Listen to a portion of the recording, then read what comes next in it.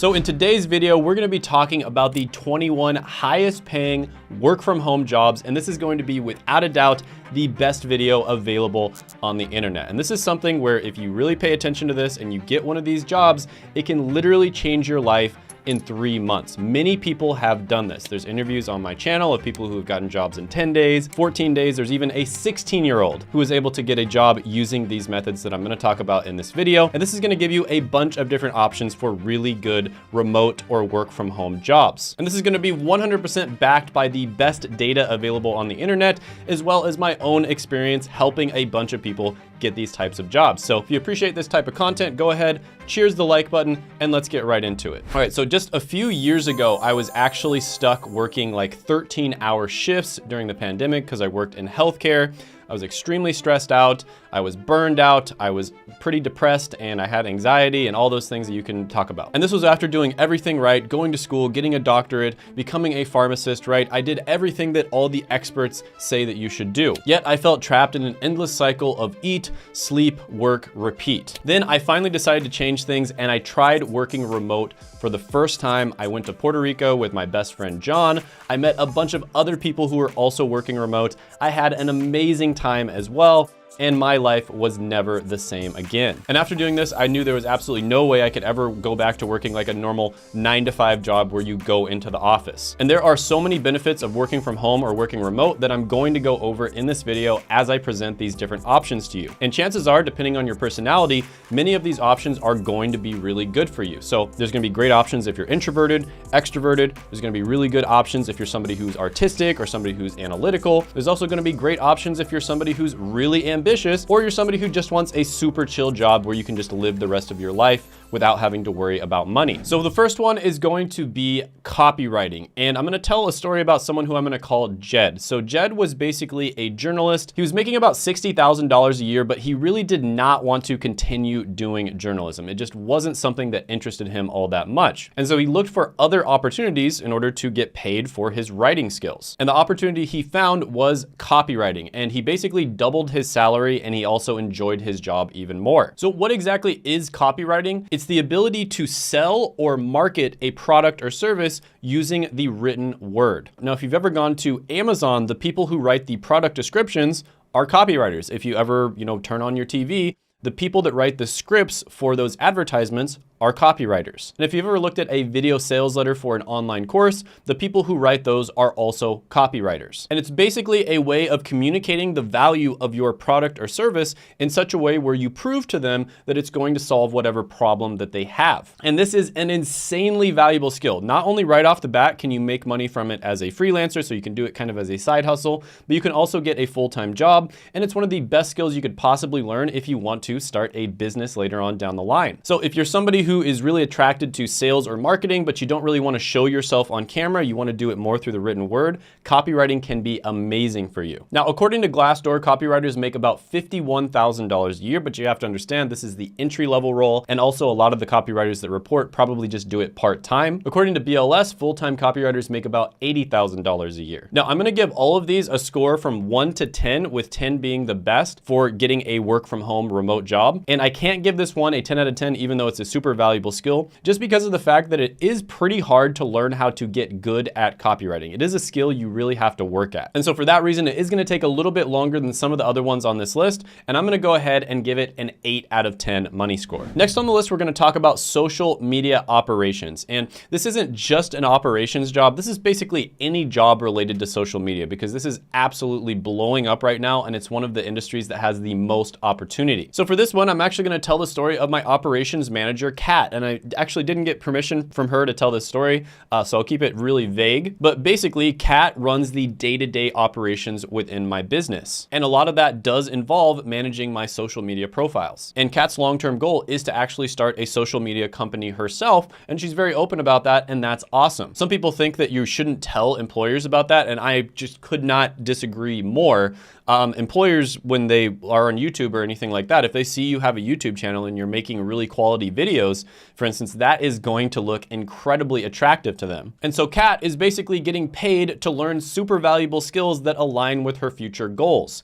Good job, Kat. So if you look up social media operations on LinkedIn, there's about 7,000 job postings. And if you look it up on Glassdoor, they're making about $57,000 a year. Now this one is really good, but it's another one where it might take a little bit more time than a bunch of the other ones that I'm gonna put on this list. So for that reason, I'm gonna give it a 9 out of 10 money score. Next one I'm gonna talk about is web development. And this is exactly what it sounds like. You're basically going to be writing code specifically for websites. So it's basically the easiest type of software development that you could possibly learn. And a lot of the time, people who start off in software development will learn web development or front-end development because it's kind of the easiest one to learn. It's not nearly as technical as back-end. Now, if you look up web development under jobs on LinkedIn, there's about 31,000 results. And if you look it up on Glassdoor, you make about $82,000 a year. And there are countless examples of people who have started off in software development by getting into web development first. It pays really well. It's relatively easy to get into. Now, the truth is this used to be one of those careers where, let's say on a scale from like 1 to 100 for your skill level,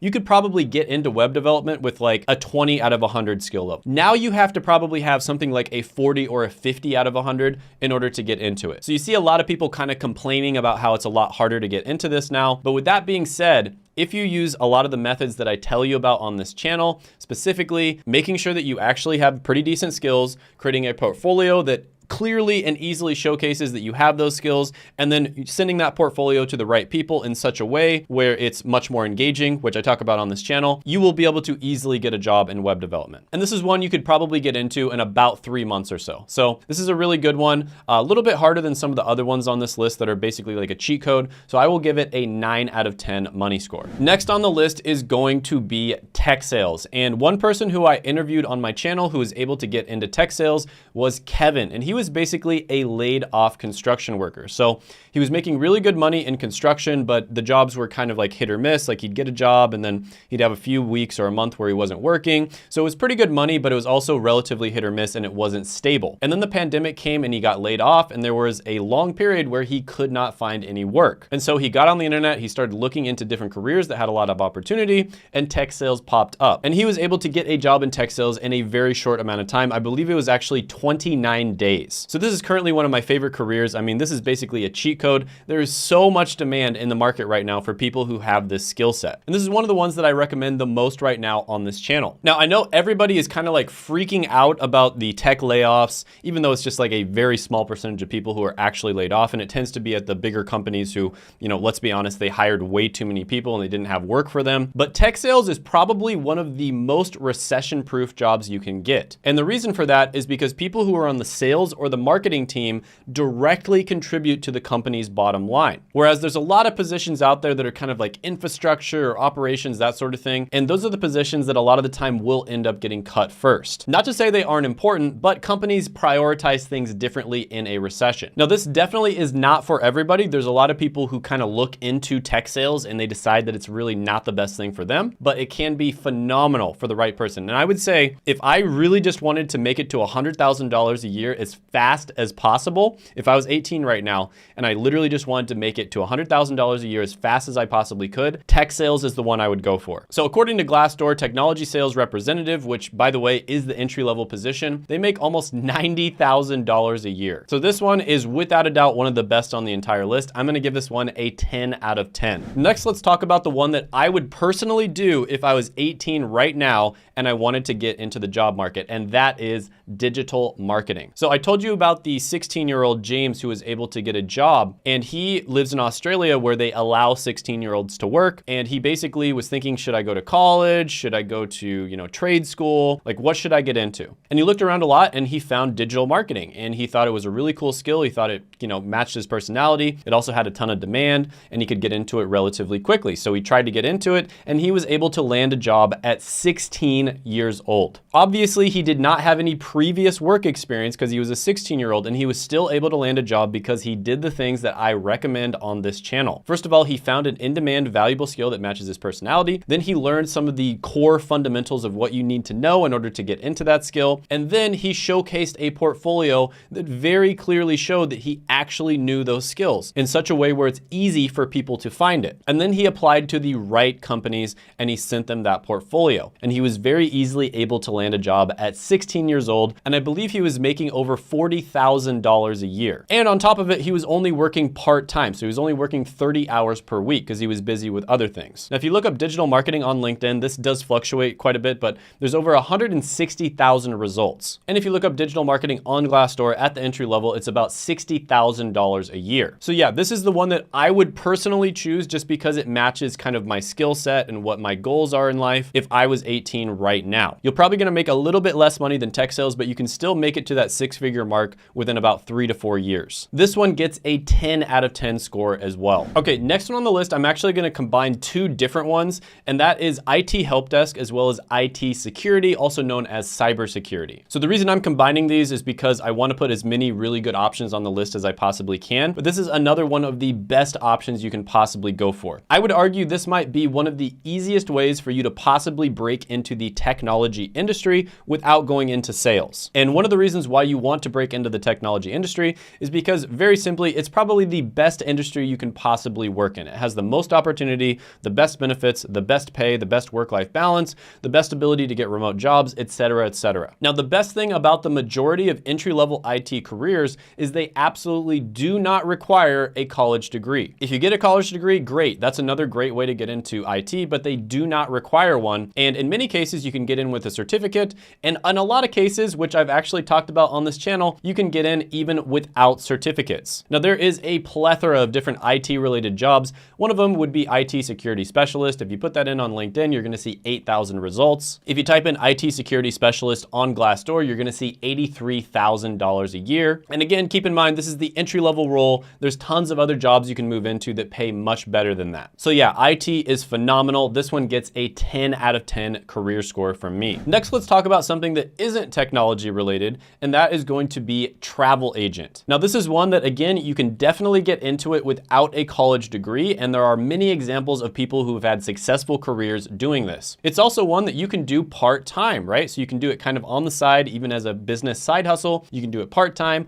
or you can do it full-time if you want. Now, if you type in travel agent on LinkedIn, there's over 60,000 results. Now, you can differentiate yourself as a travel agent by specializing in certain areas. So let's say you live in an area of the world that a ton of people want to travel to. You can actually differentiate yourself as a travel agent by living in that area and kind of knowing all the best attractions. And basically what you'd be doing is you would be helping to book flights, book hotels, tell people where all the best attractions are, kind of like maybe even make a little bit of a timeline for them when certain places are open, etc. Now, according to Glassdoor, travel agents make about $48,000 a year. This one is also a little bit harder to break into. So you're probably not going to be able to break into this one in 3 months and start making like $50,000. But I did want to include this one on the list because I have seen a lot of people be successful with it. So for that reason, it's still a pretty good one, but I'm going to give it a 3 out of 10 career score. Next on the list is going to be graphic design. This is one that can be extremely good if you go into the right niches and you learn the right skills. So for instance, let's say you're somebody who specializes in YouTube thumbnail design. That is going to make you much more valuable than a general freelance graphic designer. But honestly, I think you should specialize even further. Let's say you're somebody who really likes watching personal finance content on YouTube. You can specialize in personal finance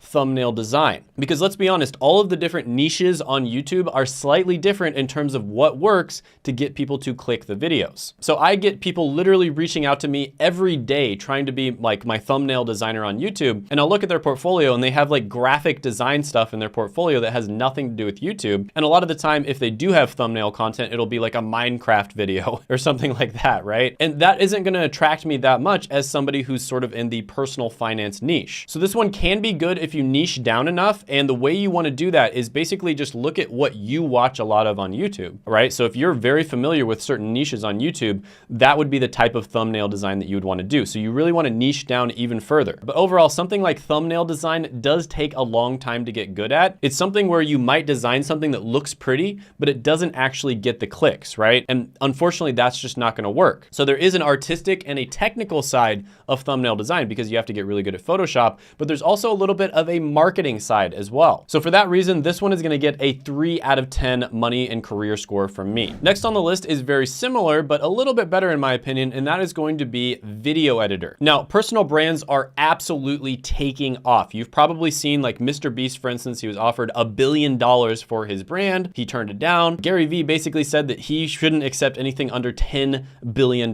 And honestly, even that might be too little. You've seen these creators launch $100 million brands with a single video. So the creator economy is just incredible. I mean, there's literally, channels where it's just somebody in their kitchen recording videos that are getting more views than an entire news network. And they have no idea how to monetize it yet. This is just at the infancy right now. Creators like that, a lot of the time are only making like $10,000, $20,000 a month, but pretty soon they're gonna be making $100,000, maybe even $1 million a month because they're not properly monetizing their brand. Whereas these news networks are getting less views, but they're making like $100 million a year. So when it comes to video editing, this is another one where you really need to niche down. So another example of this, I'll just use personal finance again. You want to learn how to edit videos, obviously on YouTube. So if you're reaching out to YouTubers to try to get a job with them, do not send them your wedding videos. That is not going to impress any YouTubers. What you want to do instead is send them YouTube videos that you've edited. And the easiest way to do that is to just start your own YouTube channel. And then of course, if you are able to edit videos for other YouTubers, that's great as well. And if you want to appear even more valuable, edit videos for other YouTubers that are in the same niche. Because again, every single niche has different personalities and sort of like a different meta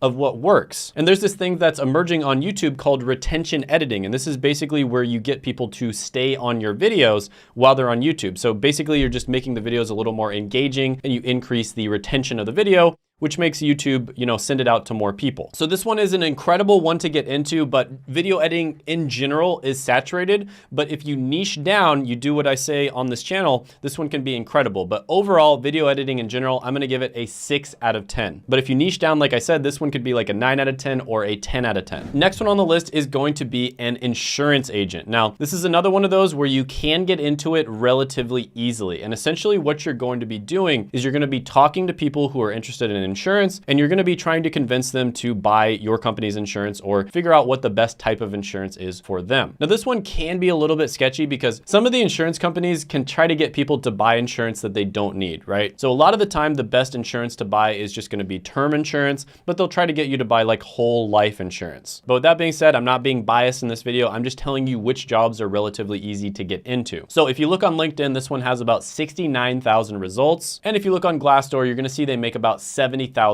a year. So yeah, this is a little bit of a soul-sucking job if you ask me, but if you need to get a job right away, this can be a good one. I'll give it overall a 4 out of 10. Next one on the list is data analyst. And this is another one of my absolute favorite careers you can get into at the entry level. So data is incredibly valuable, incredibly important. You've probably heard data is more valuable than oil or gold. And if you think about it, it makes complete sense. Like imagine your favorite sports team. Let's say your favorite sports team is the Los Angeles Lakers. If you send out 1 million ad impressions, like 1 million people see an ad for a Los Angeles Lakers jersey, and you don't know who are actual Lakers fans, you might get like, I don't know, let's say 100 sales. But if you send out 1 million ads to people who you have data on and you know exactly who they are, and maybe you even know that they're looking for a jersey, right? So they're in the market to buy a jersey, you're probably gonna get 1,000 sales, 10,000 sales, maybe even like more than that. So you can see the difference that makes. That's like a 100x, maybe even like 500x difference from just randomly sending out ads to people. So that's why data analytics is so incredibly important. And if you type in data analyst on LinkedIn, you're gonna see 363,000 results. And if you look up data analyst on Glassdoor, you're gonna see they make about $71,000 a year at the entry level. Now, this is one where it's a little bit harder to get into, in my opinion, than something like tech sales, IT,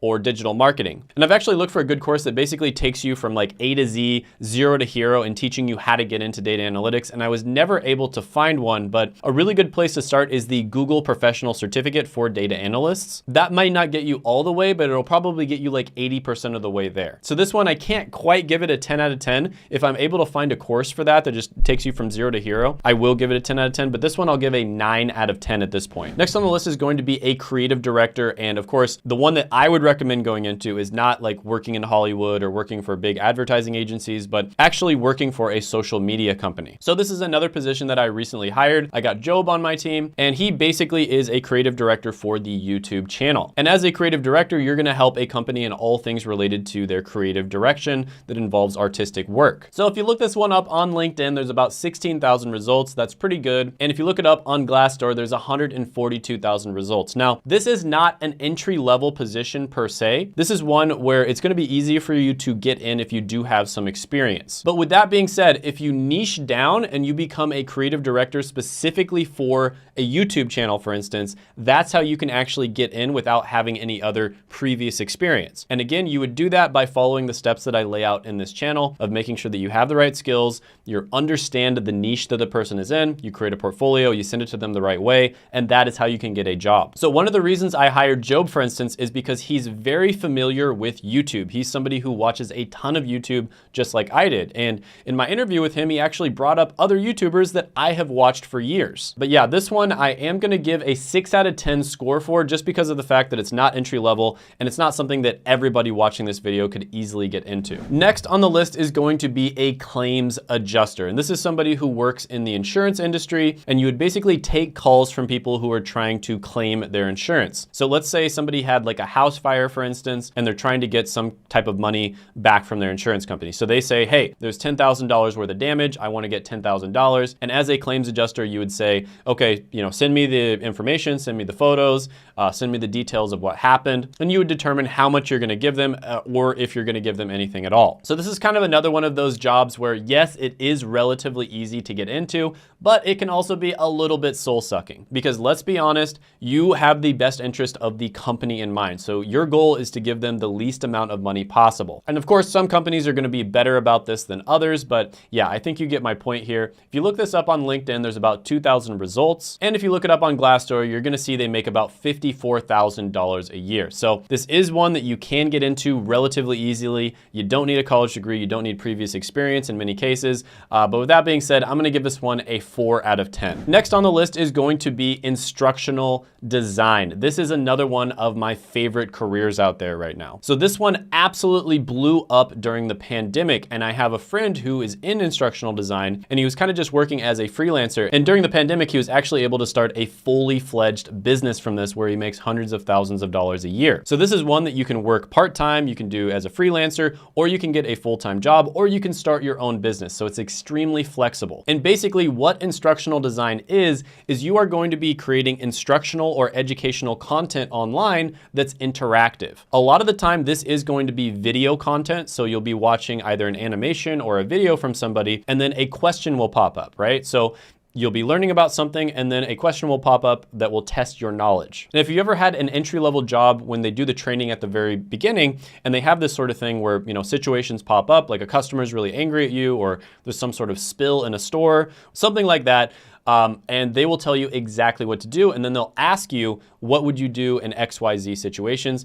Chances are an instructional designer created that. Now, if you look up instructional design on LinkedIn, there's about 17,000 results, but this is one where there's a lot of different like job titles related to it that are different. So there's actually a lot more results than that. And I actually just find this extremely interesting in general, because they're basically trying to make learning more fun, right? So they're kind of trying to gamify learning when it comes to instructional design, which I think this is going to get even bigger in the next 5 to 10 years. This is also a very artistic endeavor. So you are going to be kind of creating videos, you're going to be creating animations, and you are going to be educating people as well. So this can be a really good one if you're somebody who wants to do art as a career. And on Glassdoor, they say you make about $78,000 at the entry level. And of course, it gets much higher than that once you move up to the higher level positions. So this one is going to get a 9 out of 10 career score from me. Next on the list, we're going to talk about SEO specialist. Now, SEO stands for search engine optimization, and this is basically how you get blogs and websites to rank on the top of Google. And I cannot emphasize how important it is to have your website ranking on the top of Google on the first page rather than on the second page or the third page, because it can literally make like a 100x or a 1000x difference in the amount of money that your company makes. Now, there are a ton of different names for different SEO related roles. I'm not going to go into all of them, but just know that this one has a ton of opportunity. If you look on Glassdoor, it says SEO specialists make about $59,000 a year. Of course, that is the entry level role. You can move up into much higher level roles down the line. So yeah, this is one that you can get into relatively quickly. There's a lot of different SEO specialist type roles out there that I don't have time to get into in this video, but this is one where I'm going to give it an 8 out of 10. Next, let's talk about executive assistants. And this one is basically exactly what it sounds like. So you are basically going to be an assistant to somebody who's high up in a company like a CEO or an executive. So you're probably going to be doing things like managing a schedule, booking flights for them, fielding calls, etc. Now, one thing that's really interesting about this role that is a huge upside to me is you are very likely going to be often communicating with other kind of like high level people. So if you're somebody who has the goal of being an executive later on in life, this might be a really good opportunity for you because you're going to be communicating with them, you're going to be talking to them. It might even be a great way for you to network. And there's actually a story I heard of somebody who wanted to be a producer in Hollywood, and this is kind of the way that she got into that. She became an executive assistant for a real producer in Hollywood, and she was able to network with a bunch of other people and do a really good job, and eventually she became a producer herself. And if you didn't know, becoming a producer in Hollywood is incredibly difficult. It's like one of the hardest jobs you could possibly get. But with that being said, this is a high stress job, and becoming an assistant alone, it doesn't have a lot of vertical growth to it unless you have like a very specific goal. And also because of the fact that it's a little bit harder to get into. For that reason, I'm gonna give this one a 5 out of 10 score. Next, let's talk about virtual recruiters. And this is basically a recruiter for a company that just works virtually. It's that simple. Now, as a recruiter, you're basically gonna go out there and look for the right people to fill certain positions for companies. And on LinkedIn, there's actually over 243,000 results when you type in recruiter. And if you look at this one on Glassdoor, recruiters make about $69,000 a year on average. Now, this is one where there is a lot of incentive. So if you're a really good recruiter and you recruit for the right types of careers and you do a really good job basically finding the right people for those careers, companies will pay you a lot more. Now, overall, I'm gonna say this one, it's a little bit harder to get into. It's also really difficult to be a good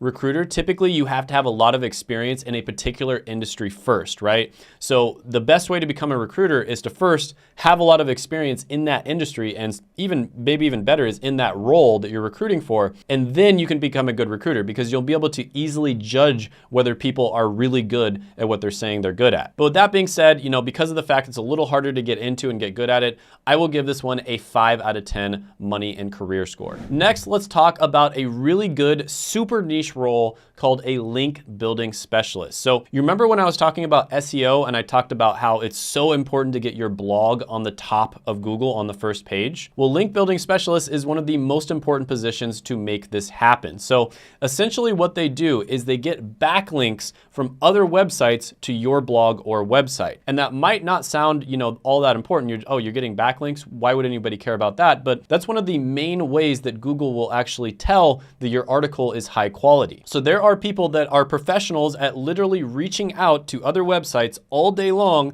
and trying to get backlinks from those websites. Now, according to LinkedIn, link building makes about $77,000 a year. And this is kind of an entry-level position. But with that being said, you're gonna have a lot more success if 1, you're an expert on whatever niche your blog is in, and 2, you're really good at negotiating. So they're not gonna just give you backlinks for free. You have to give them value first, and that means you have to get good at negotiating. But with that being said, let's say you're an absolute personal finance nerd like me. You could work for a personal finance blog and reach out to other personal finance related blogs and try to get backlinks from them. And because of the fact that you're so familiar with the industry, it would give you a massive advantage. But again, on this one, I'm assuming you're an 18-year-old that has no skills or anything like that. And for that reason, I can only give this one a 7 out of 10 career score, but it can be a great opportunity for the right person. Next on the list is going to be an online tutor. Now, this is one that I did myself for many years. It's something that you can do kind of as a side hustle. You can do it part-time, you can get a full-time job, or you can even start your own business